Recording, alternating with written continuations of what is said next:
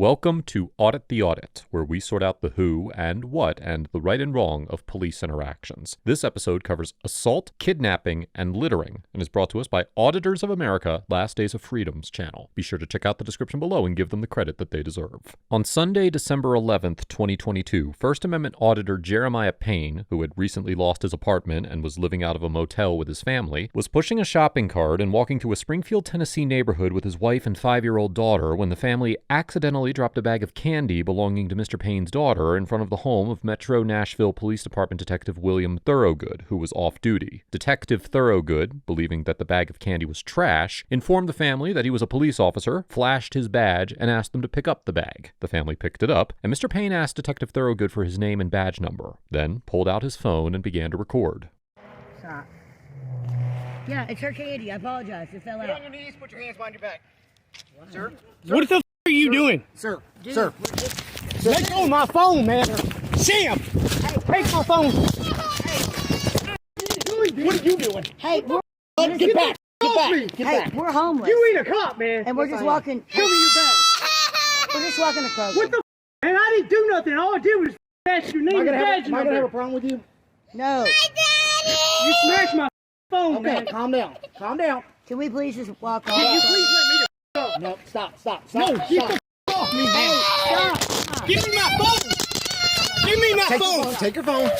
Please Listen to me. stop. We're just trying to walk across. The f is wrong with you, dude? Jamal, let's just go. Officer Thorogood orders Mr. Payne to put his hands behind his back, then throws him to the ground and puts his knee on his neck, holding him down for several seconds. According to Section 39-13-101 of the Tennessee Code, quote, "A person commits assault who intentionally, knowingly, or recklessly causes bodily injury to another, intentionally or knowingly causes another to reasonably fear imminent bodily injury, or intentionally or knowingly causes physical contact with another, and a reasonable person would regard the contact as extremely offensive or provocative." Likewise, Section 39-13-102 of the Tennessee Code states that, quote, "A person commits aggravated assault who intentionally or knowingly commits an assault as defined in Section 39-13-101, and the assault results in serious bodily injury to another, results in the death of another, involve the use or display of a deadly weapon, or involves strangulation or attempted strangulation." While simple assault is a misdemeanor in Tennessee, aggravated assault is a felony offense. Although it is quite clear that Officer Thorogood's attack on Mr. Payne constituted a misdemeanor assault, as he did not have the probable cause necessary to conduct a lawful arrest, his conduct probably did not rise to the level of aggravated assault under the legal definition in Tennessee. Section 39-11-106 of the Tennessee Code defines bodily injury broadly, as including, quote, "a cut, abrasion, bruise, burn, or disfigurement, and physical pain or temporary illness or impairment of the function of a bodily member, organ, or mental faculty," and serious bodily injury as, quote, "bodily injury that involves a substantial risk of death, protracted unconsciousness, extreme physical pain, protracted or obvious disfigurement, protracted loss or substantial impairment of a function of a bodily member, organ, or mental faculty, or a broken bone of a child who is 12 years of age or less." Here, the only type of serious bodily injury that could potentially apply to this situation is extreme physical pain, but it seems unlikely that a court would determine that Mr. Payne's injuries were sufficiently serious to qualify. In the 1995 case of State versus Sims, the Court of Criminal Appeals of Tennessee found that a victim did not suffer extreme physical pain when she was struck in the face with a pistol one time, resulting in a broken nose, a bruised cheekbone, 2 black eyes, and a cut across the bridge of her nose. In reaching this conclusion, the court reasoned that, quote, "We do not believe that the pain commonly associated with a broken nose is extreme enough to be in the same class as an injury which involves a substantial risk of death, protracted unconsciousness, protracted or permanent disfigurement, or the loss or impairment of the use of a bodily member, organ, or mental faculty." Given this precedent, it seems doubtful that a court would conclude Mr. Payne experienced extreme physical pain in this instance.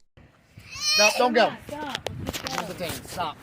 Look, we're just trying to walk. I'm not being detained by you. Doesn't get hit. Yes, we're just trying to walk across. Get out of the road so your kid doesn't get hit. You assaulted me, dude, and it's on video. I need an officer at 400. Yes, I was assaulted. Stop. You get the lawyer. Okay. I don't want your dad to go to jail either. So. He's being very disruptive. Oh, because he just attacked me. Jeremiah, just stop. It's not worth it. Let's just go. My name's William. I'm just trying to walk across. Get the f away from me. Stay away from me. I would just like to walk the road. No, we're leaving. No, you're not going You're anywhere. not a cop to detain me. Wait for the police officers. You are not a cop. Hey, he's trying to kidnap me. Help! Yeah, Help! He's trying to say I'm trying to kidnap him now. He's trying to hold me against my will.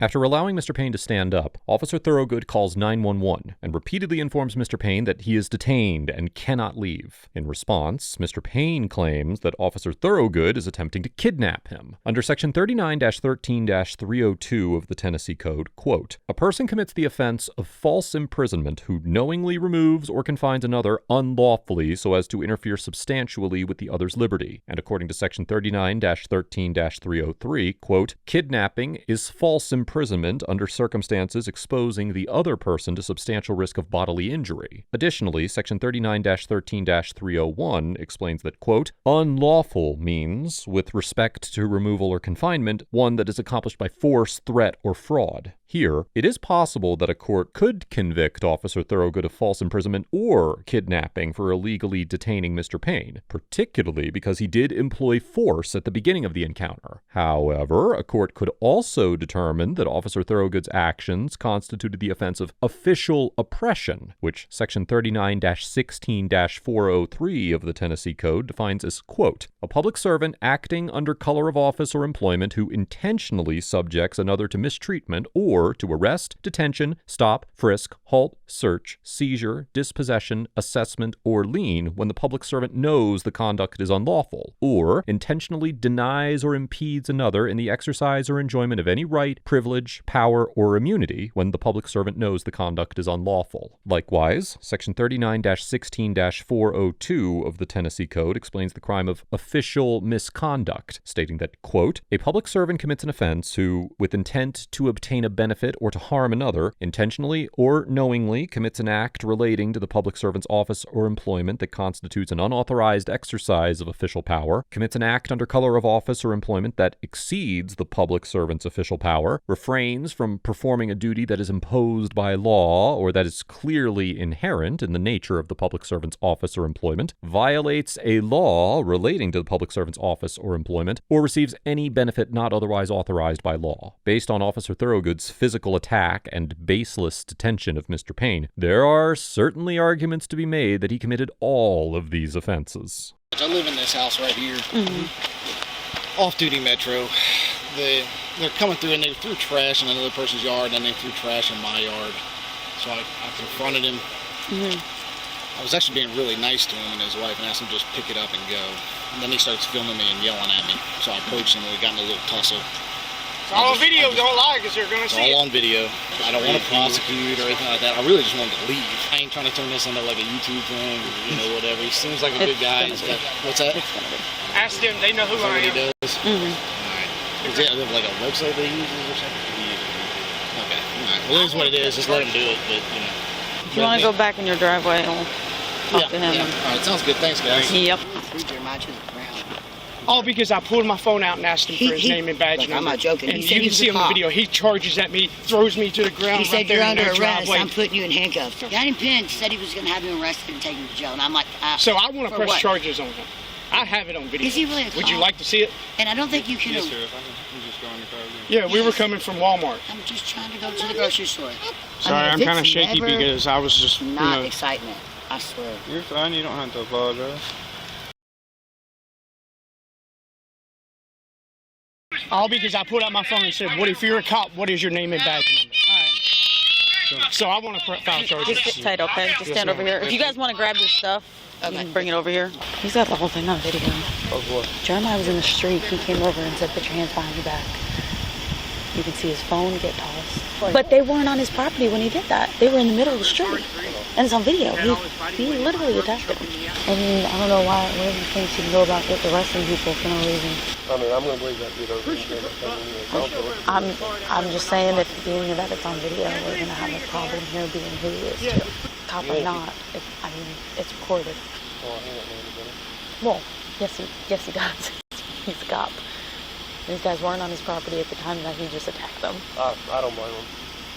Listen, regardless, he should know if you're being recorded, it's probably going to go somewhere, and they weren't on your property when you just attacked them. I'm gonna get out of here. Officers Ricardo Brown and Alyssa Gianantonio of the Springfield Police Department respond to Officer Thorogood's call, and eventually, Officer Begley also arrives on the scene. Officer Gianantonio explains the situation to him, and despite the fact that Mr. Payne has the incident on video, Officer Begley says he believes Officer Thorogood over Mr. Payne. Officer Gianantonio reminds him that Officer Thorogood attacked Mr. Payne on a public street and has it all on video, and Officer Begley decides to leave the scene. Can you go back to the beginning? I know you said you saw him walking. So he was here. they left trash on the corner house, pushed the cart around here. I was in my kitchen area.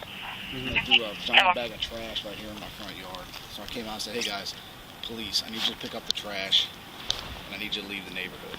Came over and they gave me a bunch of lips, so that's when I showed my badge and I said, guys, I'm police, I need you to get out.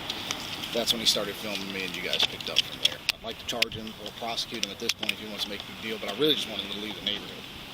They're allowed to be walking on the public road. I mean, it's not like a gated community. Yeah, but it's littering is a crime too. Yeah, I know.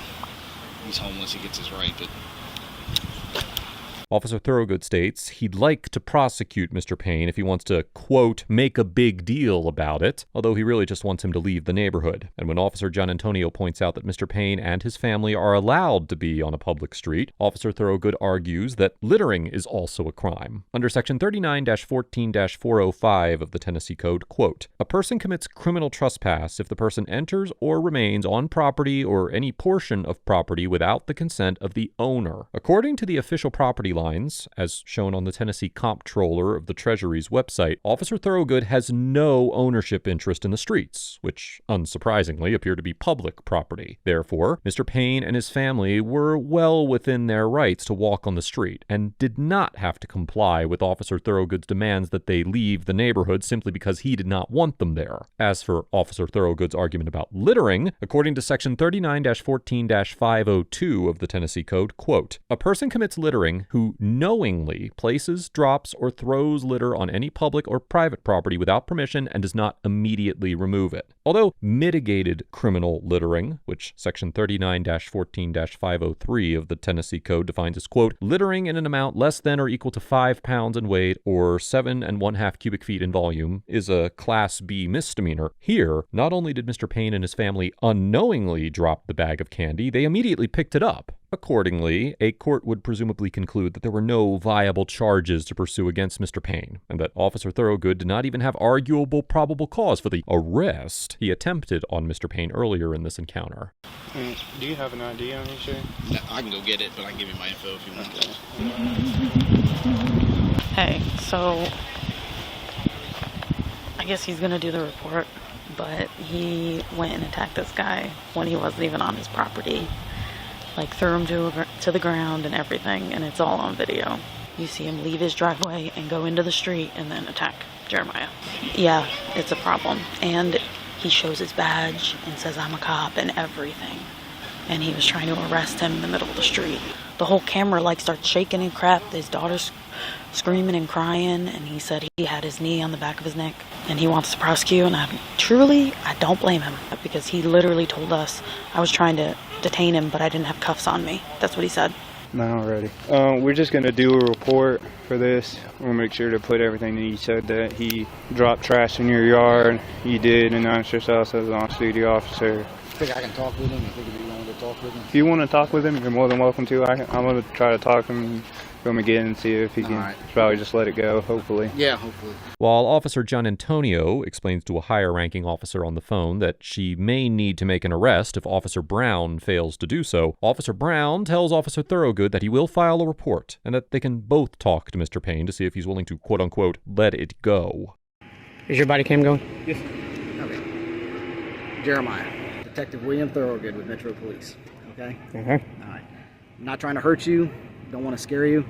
I'm really sorry for the confrontation I had in front of your child, okay? I feel really bad about that, and I just want to apologize to you. So I am sorry for upsetting your kid, especially around the holiday season. So Yeah, I guess she's never going to forget that now, and she's going to look at cops as pieces because of you. you're absolutely right, taking that into consideration. Let me just swallow my pride here and say I apologize for upsetting you and your family, okay? It's Okay? I just didn't like the litter in my yard, that's all. That's all. She didn't mean to drop it, but to really is go to that aggravating. extent because I pulled out my phone and asked you for your name and badge number, really? Come on now. That's being. I get that. No, he's right. Hold on, But that's being a tyrant. I'll extend my hand to you if you're man enough to shake it. Oh, I'm man enough to shake your hand. Alright. Is it alright if we leave it at that, sir? Yeah. I mean, I'm still gonna post the video though. I mean, That's your legal right. I'm Yeah. not going to stop you from doing that. Yeah. Yes, sir. After Officer Thorogood apologizes, Mr. Payne agrees not to pursue charges, and he and his family continue on their way. Later, in an interview with James Freeman's YouTube channel, which has also covered this interaction, Mr. Payne alleged that after he stopped filming, Officer Thorogood put $80 in cash in his pocket and asked him not to post the video. However, Mr. Payne still decided to post the video that same day and has since posted several update videos to his YouTube channel. On Monday, December 12th, the day after the encounter, Officer Thorogood self-reported the incident to his supervisor, and he was decommissioned and placed under administrative investigation as a result. As of the date of this episode, no further updates on this investigation have become available. 2 days after the incident, Mr. Payne went to the DA's office to initiate criminal charges. On January 18th, 2023, a grand jury heard the case against Officer Thorogood for 2 counts of felony aggravated assault, but declined to indict on both charges. According to an update video posted on his YouTube channel, Mr. Payne intends to pursue civil legal action against the Springfield and Nashville police departments. Overall, Officer Thorogood gets an F for attempting to arrest Mr. Payne for asking for his name and badge number and using excessive force to do so, demonstrating a blatant disregard for Mr. Payne's constitutional rights and physical safety, and continuing to argue that Mr. Payne had done something wrong and that he was the one who could determine whether or not to prosecute. Although Officer Thorogood apologized to Mr. Payne for, quote, upsetting his family, he only did so once the other officers informed him that Mr. Payne was a First Amendment auditor with an active YouTube channel, and it seems clear that Officer Thorogood was simply attempting to cover up his own actions. Officer John Antonio gets an A, because although I'm not certain that she would have acted in the same manner if Mr. Payne had not captured the encounter on camera, in this situation, she argued to uphold the law based on the evidence, and even stood up to several officers who attempted to take Officer Thorogood's side. Now, while I cannot know and judge her motives, her action in this situation showed that she was willing to do the right thing, even if it was just because the incident had been captured on camera. Officer Brown gets a B-, because although he maintained a professional demeanor throughout the encounter, he appeared to be reluctant to arrest Officer Thorogood and actively sought to dissuade Mr. Payne from filing charges. While I'm often in favor of reaching amicable solutions without resorting to unnecessary criminal intervention, in this situation, Officer Brown's actions seemed more like an effort to protect a fellow officer who had just demonstrated a dangerous propensity for the use of excessive force and the abuse of his power. And as a law enforcement officer himself, I believe that Officer Brown had a duty to ensure that Officer Thorogood was held accountable for his unconstitutional and unlawful actions. Mr. Payne gets an A for standing up for himself and his family, capturing the interaction on camera, and taking appropriate legal action after the encounter. While Mr. Payne did lose his temper when talking with Officer Thorogood, this is more than understandable, as he had just been physically attacked, and he was well within his constitutional rights to express his dissent strongly. I commend Mr. Payne for attempting to hold Officer Thorogood accountable, and I would encourage him to continue his efforts to pursue a civil lawsuit. Let us know if there is an interaction or legal topic you would like us to discuss in the comments below. Thank you for watching, and don't forget to check out my second channel for even more police interaction content.